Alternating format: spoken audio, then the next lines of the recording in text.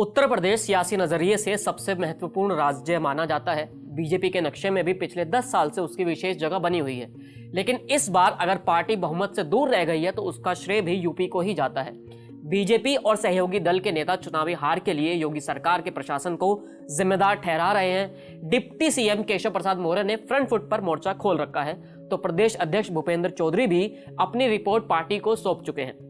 अब बारी सीएम योगी आदित्यनाथ की है, जो अपना होमवर्क तैयार करके दिल्ली आ रहे हैं और बीजेपी आलाकमान के साथ मिलकर अपनी बात रखेंगे।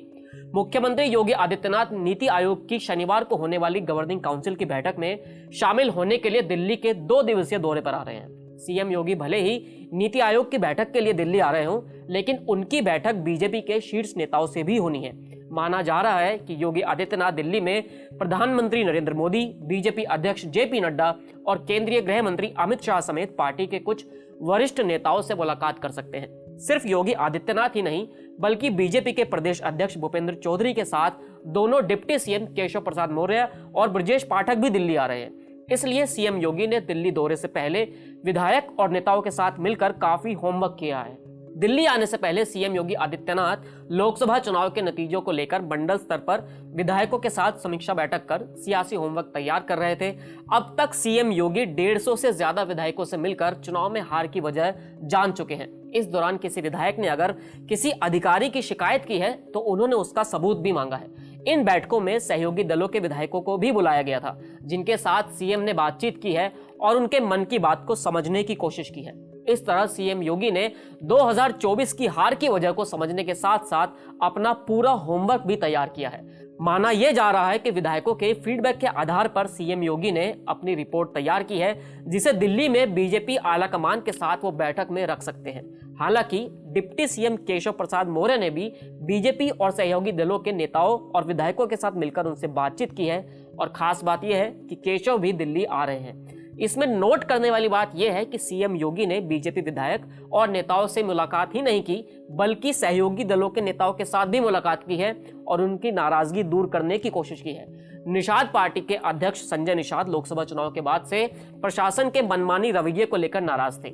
इसके अलावा उनके बेटे बीजेपी विधायक सरवन निषाद अपनी सुरक्षा को लेकर सवाल उठा चुके हैं। इस तरह से सीएम योगी ने दिल्ली आने से पहले गुरुवार को संजय निषाद के साथ मुलाकात की और उनकी नाराजगी दूर करने की कोशिश की। इसका नतीजा यह है कि केशव प्रसाद मौर्य के सुर में सुर मिलाने वाले संजय निषाद अब सीएम योगी को अपना अभिभावक और मार्गदर्शक बता रहे हैं। इस तरह सीएम योगी ने सहयोगी दल के नेताओं की नाराजगी दूर करने का दांव चला है। इसी तरह कांवड़ यात्रा के आदेश का विरोध करने वाले आरएलडी के प्रमुख जयंत चौधरी के विधायकों के साथ भी सीएम योगी ने बैठक की और उनके मिजाज को समझने की कोशिश की है। सिर्फ इतना ही नहीं, सीएम विपक्षी दलों के विधायकों से भी मिल रहे हैं। केशव प्रसाद मौर्य को सिराथू विधानसभा सीट पर 2022 में चुनाव हराने वाली पल्लवी पटेल से भी मुख्यमंत्री ने मुलाकात करके सियासी संदेश देने की कोशिश की है।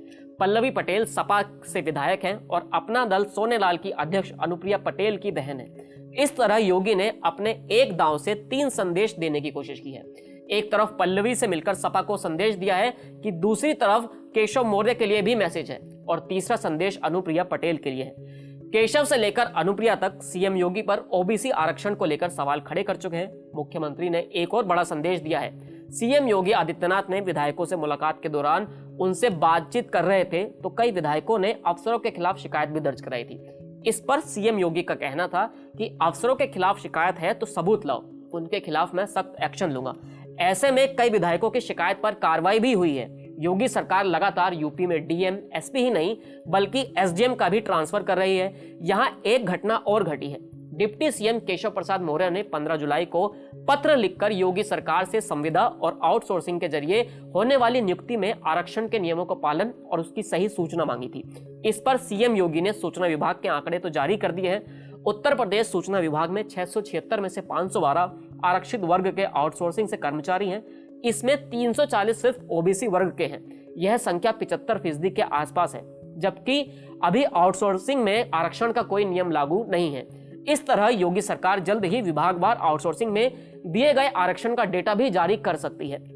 मुख्यमंत्री योगी आदित्यनाथ लोकसभा चुनाव के बाद से लगातार डैमेज कंट्रोल में लगे हैं। पहले विधायकों और जनप्रतिनिधियों को मुलाकात के लिए इंतजार करना पड़ता था, लेकिन अब कोई भी जनप्रतिनिधि अगर मुख्यमंत्री से मिलने का वक्त मांगता है तो मुख्यमंत्री न सिर्फ तुरंत वक्त दे रहे हैं बल्कि मुलाकात भी कर रहे हैं। इस तरह से सीएम योगी ने विधायकों के लिए अपने दरवाजे खोल दिए हैं। बीजेपी और सहयोगी दल के ही नहीं बल्कि विपक्षी दलों के विधायकों और नेताओं से भी लगातार मुलाकात कर रहे हैं।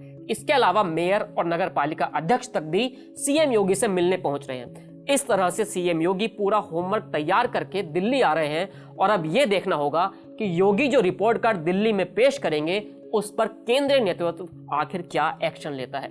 इस कहानी को लिखा है हमारे वरिष्ठ साथी कबूल अहमद ने।